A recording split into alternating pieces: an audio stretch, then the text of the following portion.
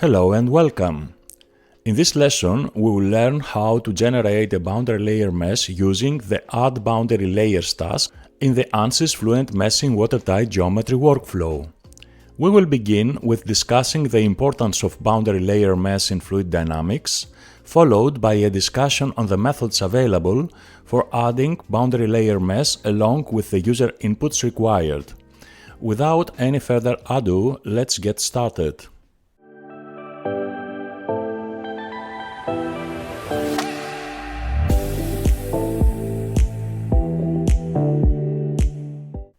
We are well aware of the concept of boundary layers in fluid dynamics and their influence on the overall fluid flow.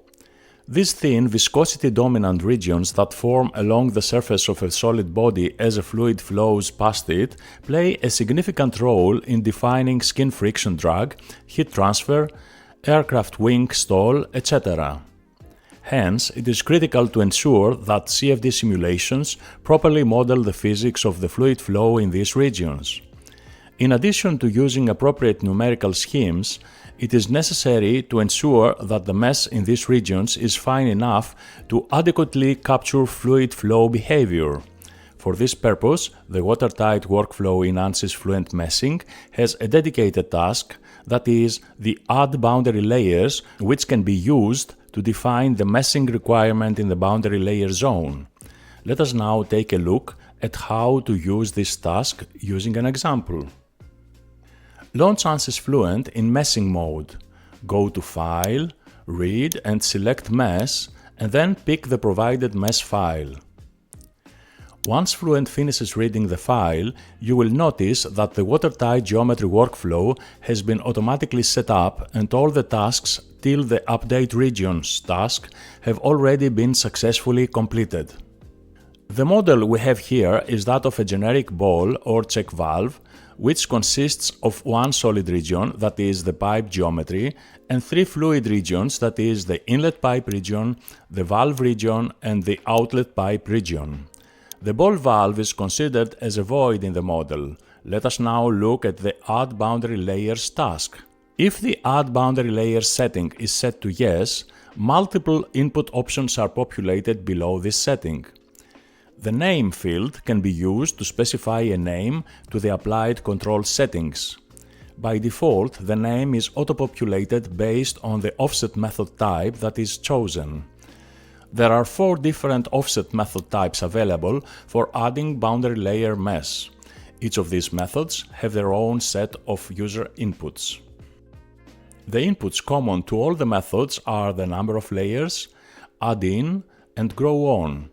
As the name suggests, the number of layers input defines the number of boundary layers that the user wants to create, and this number strongly depends on the accuracy requirement needed for resolving the boundary layer flow. Add in and grow on inputs define the locations of boundary layer mesh generation. The add in option specifies the region or a volumetric zone of the CFD model in which you would like to add the boundary layers.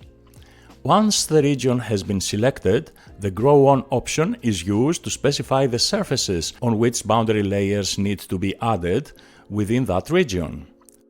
By default, Add In is set to fluid regions and Grow On is set to only walls. However, boundary layers can also be added in the solid regions or any other specified regions as required by making appropriate selections under the add-in user input, and can also be added to interfaces or other specified boundary zones or labels by making appropriate selections under the Grow On user input. Additionally, there are 2 advanced options which can be left to their default for most of the cases. For further details, please refer to the user's guide. Let us now look at the offset method type. The default option is Smooth Transition. It is the most robust and useful for most of the applications. This method requires transition ratio and growth rate parameters as additional inputs. Transition ratio is the ratio between the height of mesh in the last boundary layer and the first cell in the volume fill, whereas growth rate is simply the ratio of thickness of the next boundary layer cell to the previous boundary layer cell as viewed away from the surface on which the layers are being grown. Keeping all the settings to default, generate the volume mesh. As shown here, the boundary layer mesh thickness and the first layer height vary along the surface depending on the local surface mesh size to establish a smooth rate of volume change between the boundary layer mesh and the volume mesh, which is a major advantage of this method. However, on the downside, it is not possible to directly control the first layer height or the absolute total height of the boundary layer mesh. The next method we will look at is the last ratio. Here, the first height, which is nothing but the thickness of the first layer of the boundary layer mesh, is given as an additional input and is maintained wherever the boundary layer mesh is created. Relative to the smooth transition method, one can notice how the first layer thickness is constant everywhere. Additionally, by defining the transition ratio, a smooth transition is ensured between the boundary layer mesh and the volume mesh. The only downside to this method is that the growth rate between the layers is automatically varied to satisfy other inputs. As a result, the boundary layer thickness varies along the surface. Let us now look at the next method, that is the uniform method.